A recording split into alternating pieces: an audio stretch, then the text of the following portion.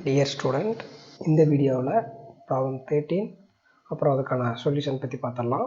First ப்ராப்ளத்தை read பண்ணிடலாம். Simon Limited issued 50,000 equity shares of ₹10 each at par, payable on application ₹1 per share, on allotment ₹5 per share, on first call 2 per share, and on second call and final call ₹2 per share.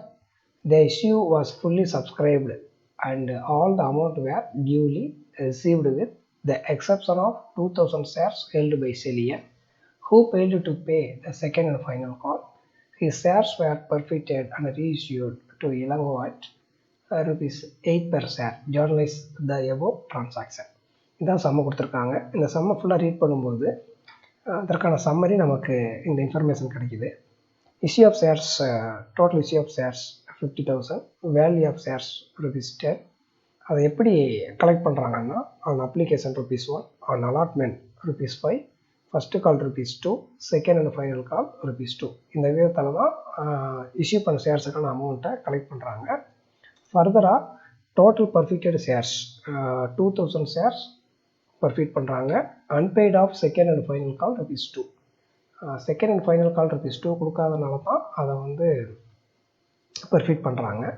Perfect பண்ண 2,000 ஷேர்ஸை value of shares ₹8 வீதம் என்ன பண்ணுறாங்கன்னா ரீஇஷ்யூவும் பண்ணுறாங்க. இதுதான் ஓவராலாக இருக்கக்கூடிய சம்மு. இதுக்கான solution என்னங்கிறத நம்ம இப்போ பார்ப்போம். சொல்யூஷனை பொறுத்த வரைக்கும் ஃபஸ்ட் நம்ம போட போகிறது அந்த அப்ளிகேஷனை பொறுத்த வரைக்கும் bank account data to share application account, application money received. இந்த பேங்க் அக்கௌண்ட் பொறுத்த வரைக்கும் பணம் ரிசீவ் பண்ணுறது ₹1 ரிசீவ் பண்ணுறோம். அப்போ 50,000 ஷேர்ஸுக்கு இன்ட்டு ₹1 50,000 தான் கலெக்ட் பண்ணுற அமௌண்ட்டு. நெக்ஸ்ட்டு இந்த அப்ளிகேஷன் மணியை ட்ரான்ஸ்ஃபர் டு கேபிட்டல் அக்கௌண்ட், அதுக்கான Journal entry share application account data to share capital account. Same தான் நம்ம ட்ரான்ஸ்ஃபர் பண்ணுறோம் கேபிட்டல் அக்கௌண்ட்டுக்கு. ஸோ 50,000 இன்ட்டு 1 சேம் 50,000 தான் இதுக்கும் வரும். Next on allotment money. அலாட்மெண்ட்டை பொறுத்த வரைக்கும் share allotment account data to share capital account, allotment money due. இது டியூ என்ட்ரிக்கான journal entry. Next allotment money receive பண்ணுறதுக்கான journal entry bank account data to share allotment account 2,50,000. இந்த 2,50,000 எப்படி வந்துச்சுன்னா 50,000 shares issued into allotment money அப்போ collect பண்ண வேண்டிய ₹5. நம்ம 50,000 இன்ட்டு 5 மல்டிப்ளை பண்ணும்போது 2,50,000 நமக்கு வந்துடும். நெக்ஸ்ட் தேர்ட் ஒன்றை பொறுத்த வரைக்கும் ஃபஸ்ட்டு காலை பொறுத்த வரைக்கும் first due entry share first call account data to share capital account, first call money due. இதுதான் அதுக்கான என்ட்ரி. இது ஃபஸ்ட்டு காலை பொறுத்த வரைக்கும் 50,000 இன்ட்டு 1 lakh.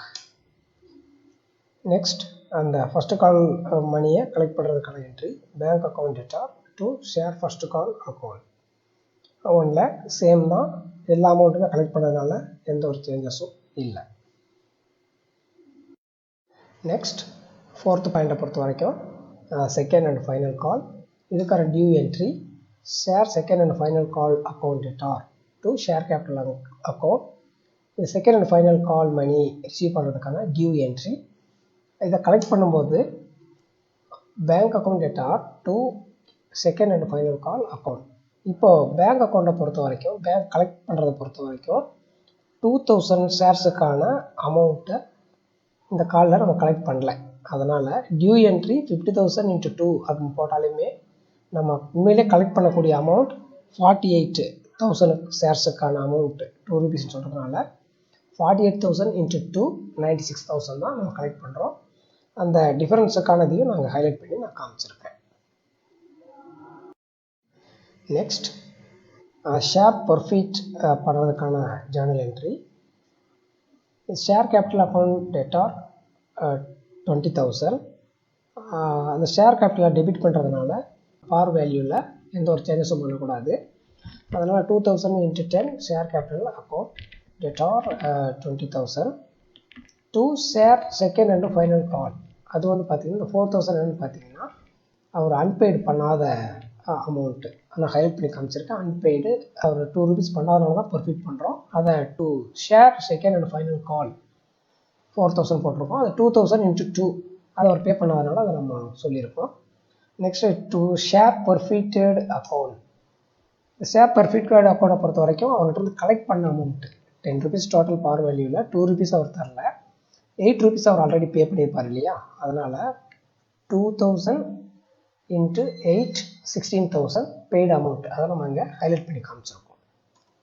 நெக்ஸ்ட் ஷேர் ரீஇஷ்யூவை பொறுத்த வரைக்கும் பேங்க் அக்கௌண்ட் டெட்டார் 16,000, அது ரீஇஷ்யூ பண்ணும்போது 8 rupees தான் ரீஇஷ்யூ பண்ணுறோம், அதனால் 2000 × 8 16,000. இந்த இஷ்யூ பண்ணுறதுனால ரீஇஷ்யூ பண்ணும்போது 2 rupees வந்து நம்மளுக்கு கம்பெனிக்கு லாஸ் ஆகுது, அதனால் 2000 × 2 ஷேர் பர்ஃபிட்டட் அக்கௌண்ட் அப்படின்னு போட்டிருக்கோம். ஃபைனலாக 2000 × 10 to share capital account rupees 20,000. இதுதான் ஷேர் ரீஇஷ்யூக்கான என்ட்ரி. ஃபைனலாக கேபிட்டல் ரிசர்வுக்கு 12,000 நம்ம ட்ரான்ஸ்ஃபர் பண்ணுறதுக்கான என்ட்ரி. அது share forfeited account data to capital reserve account 12,000. இந்த 12,000 எப்படி வந்துச்சுன்னா, ஷேர் பர்ஃபிட் பண்ணும்போது நமக்கு ஒரு 16,000 கெயின் கிடச்சிருக்கும். அந்த ஷேர் ரீஇஷ்யூ பண்ணும்போது நமக்கு ஒரு 4,000 லாஸ் ஆகிட்டு இருக்கு. அப்போ 16,000 மைனஸ் 4 12,000 தான் நம்ம இங்கே வந்து மாற்றணும். எங்கேருந்து அந்த 16,000 அந்த 4,000 வந்திருக்குங்கிறத நம்ம ஹைலைட் பண்ணி காமிச்சிருக்கோம். இந்த சமம் உங்களுக்கு புரியும் அப்படின்னு நான் நம்புகிறேன். தேங்க்யூ.